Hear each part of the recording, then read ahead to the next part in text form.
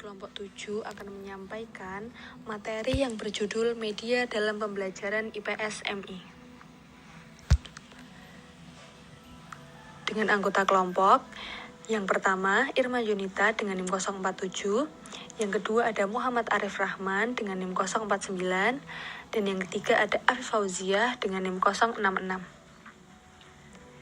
Adapun pokok pembahasan yang akan kita bahas, yang pertama ada pengertian media pembelajaran, yang kedua ada fungsi dan tujuan media pembelajaran, yang ketiga ada jenis-jenis media pembelajaran, yang keempat ada penerapan media dalam pembelajaran IPS, dan yang terakhir ada studi kasus.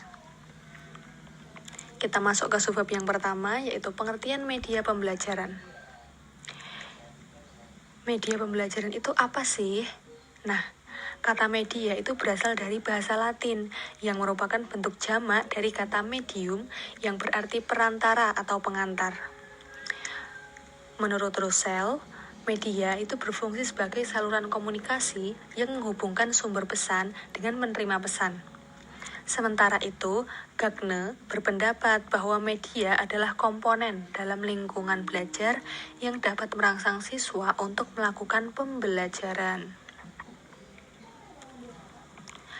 Selanjutnya, Arsyad pun mengartikan media itu sebagai alat grafis, fotografis, atau elektronik yang berguna untuk menangkap, memproses, dan menyusun kembali informasi baik secara visual maupun verbal. Nah, dari definisi media tersebut, dapat kita susun pengertian bahwa media pembelajaran itu mencakup segala sesuatu yang dimanfaatkan untuk menyampaikan materi ajar dari guru secara terstruktur sehingga siswa nantinya akan dapat belajar dengan efektif dan efisien. Media pembelajaran pun harus mampu merangsang pikiran, perasaan, perhatian, serta keterampilan proses siswa sehingga dapat mendukung terciptanya proses pembelajaran. Media pembelajaran pun dapat berupa bahan, alat, atau teknik yang dipakai dalam kegiatan belajar mengajar untuk memastikan interaksi, komunikasi, edukasi antara guru dan siswa berlangsung secara ilmiah, interaktif, efektif, dan efisien.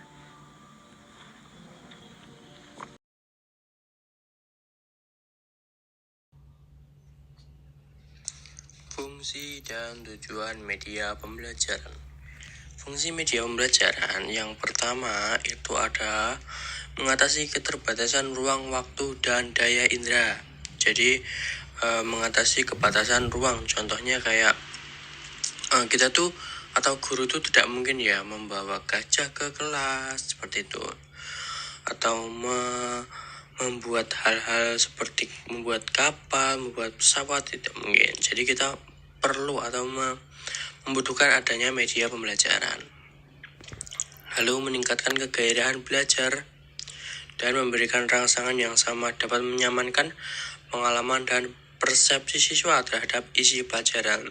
Jadi yang tadi yang poin kedua itu meningkatkan kegairahan belajar, semangat, dan siswa itu menjadi lebih giat untuk belajar. Itu terkadang juga tergantung dari media pembelajarannya.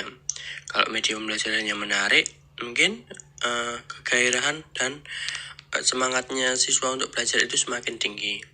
Seperti itu. Nah, untuk fungsinya itu diberikan menjadi dua. Ya, yang pertama ada fungsi khusus. Tadi kan fungsi media pembelajaran umum ya. Sekarang fungsi khususnya. Fungsi yang pertama ada fungsi atensi, yaitu media dapat menarik dan mengarahkan perhatian siswa untuk berkonsentrasi kepada isi pelajaran. Ya, jadi media itu berfungsi untuk memberi fokus, mengarahkan siswa untuk fokus ke isi pelajaran, bukan hal-hal yang lain. Seperti tadi juga kalau medianya menarik, siswa pun lebih fokus ke medianya. Lalu yang kedua ada fungsi afektif.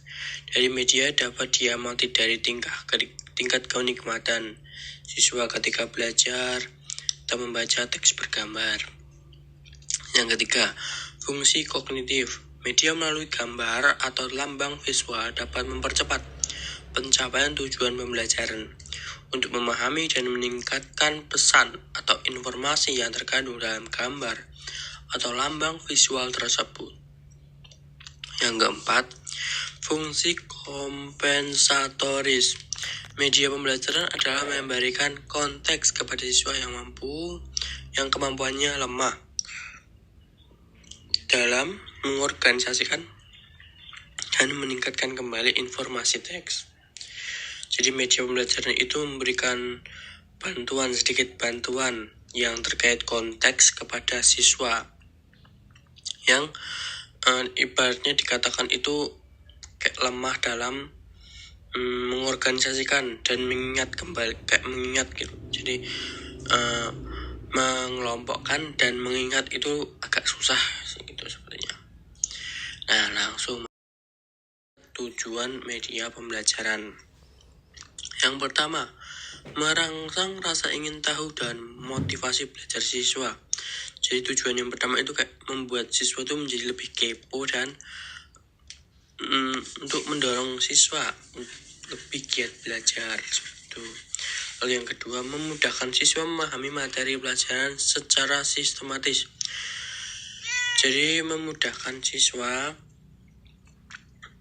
untuk memahami belajar secara sistematis itu kayak siswa itu lebih mudah belajar dengan cara yang lebih terstruktur seperti itu. Yang ketiga, membantu siswa menguasai dan mencapai tujuan pembelajaran ya. Lalu yang keempat, membantu guru menyampaikan pesan-pesan atau materi. Ya, jadi media itu tidak hanya untuk siswa tapi juga membantu untuk guru dalam guru itu menyampaikan informasi pembelajaran. Lalu yang kelima, membantu meningkatkan kemampuan belajar siswa. Jadi tujuan media yang kelima itu sebagai penolong agar siswa itu lebih meningkat dalam kemampuan belajarnya, seperti mengingat, mengorganisasi tadi. Lalu memudahkan interaksi antara siswa, guru, dan siswa. Memudahkan interaksi antara guru dengan siswa. Oh iya, memberikan interaksi ya, gitu. Ya. Oke, selanjutnya jenis-jenis media pembelajaran IPS. Yang pertama, benda asli dan bukan asli. Nah, teman-teman, benda asli adalah benda yang dapat dijumpai sesuai dengan keadaan alamiahnya. Contohnya seperti pantai, gunung, binatang, dan tumbuhan. Sedangkan benda bukan asli adalah benda tiruan dari benda asli.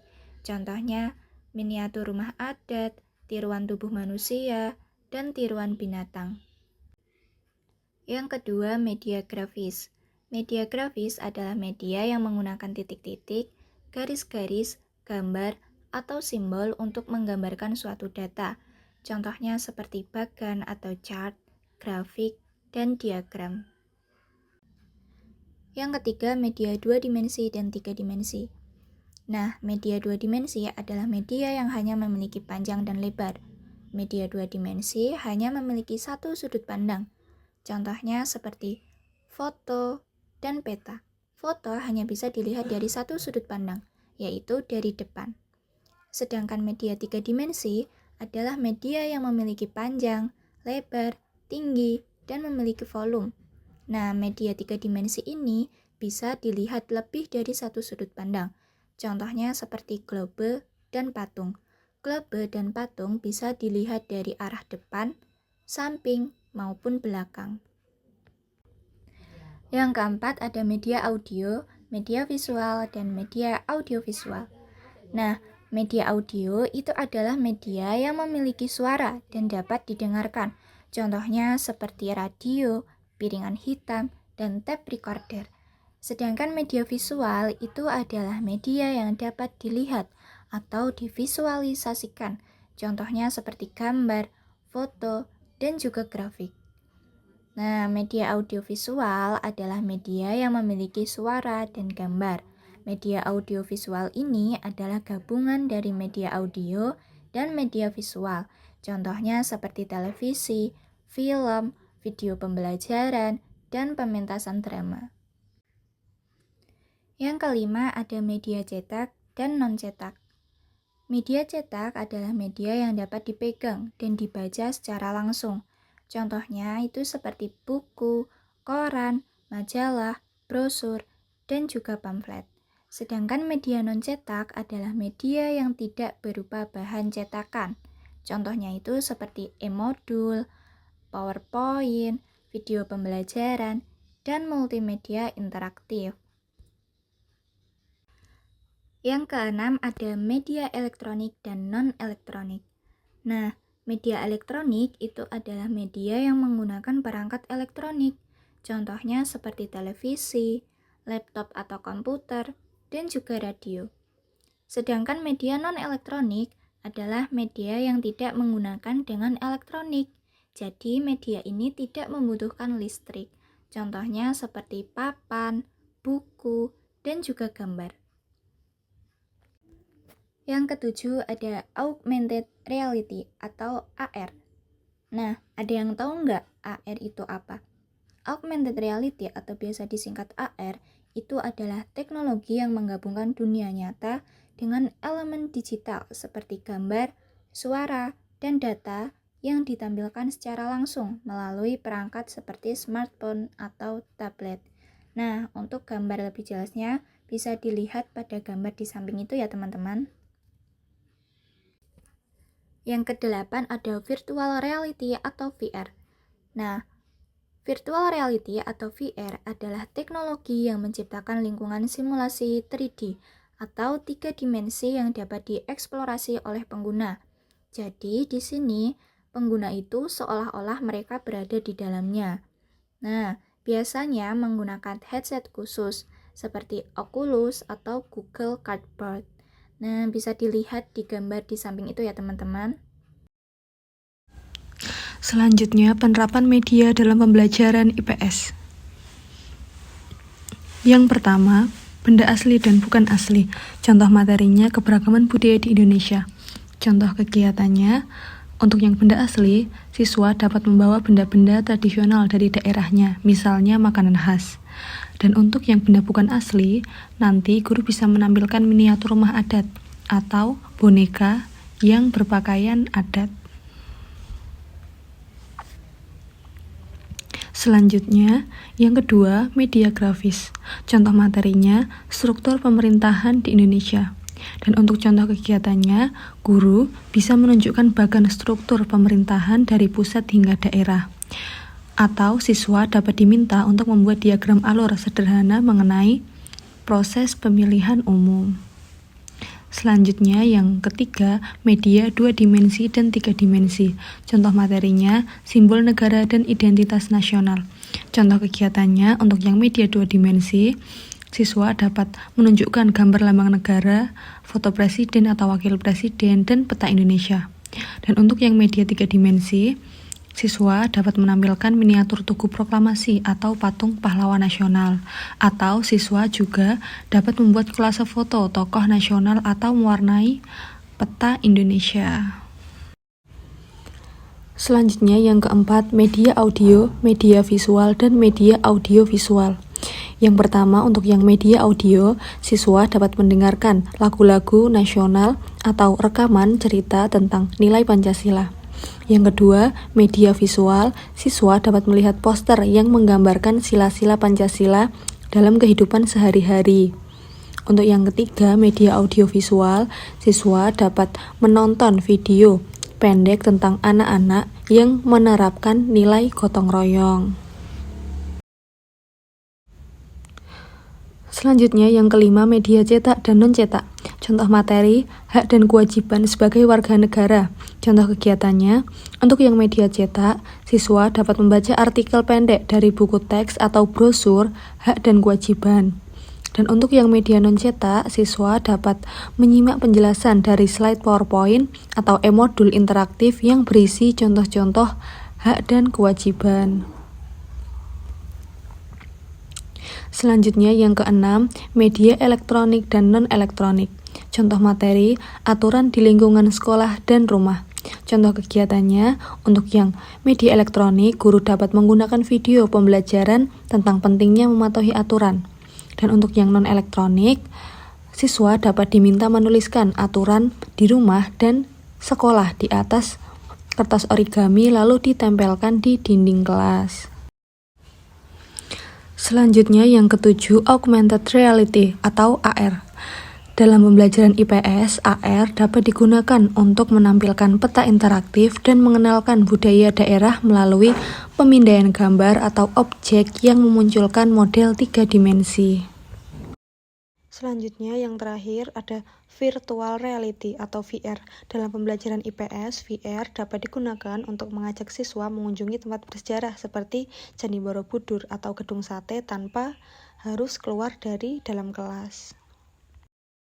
Pada bagian yang terakhir yaitu studi kasus. Nah, studi kasus ini terkait media pembelajaran mana yang paling efektif diterapkan dalam pembelajaran IPS di sekolah dasar.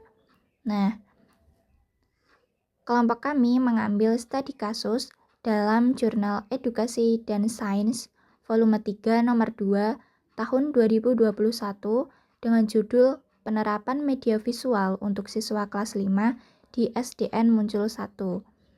Nah, dalam jurnal ini menyatakan bahwa penggunaan media visual itu lebih efektif dikarenakan media visual di sini dapat dilihat secara langsung dan siswa dapat berinteraksi atau memegang langsung media visual yang digunakan. Nah, dalam jurnal ini juga disebutkan bahwasanya pada pembelajaran IPS materi geografi, Bapak AH menggunakan peta sebagai media pembelajaran. Nah, di sini siswa diminta menunjukkan daerah-daerah yang ada di dalam peta. Nah, dapat dilihat teman-teman bahwasanya media visual di sini yaitu peta itu sangat efektif dikarenakan materi yang diajarkan sudah sesuai dengan penggunaan media visual.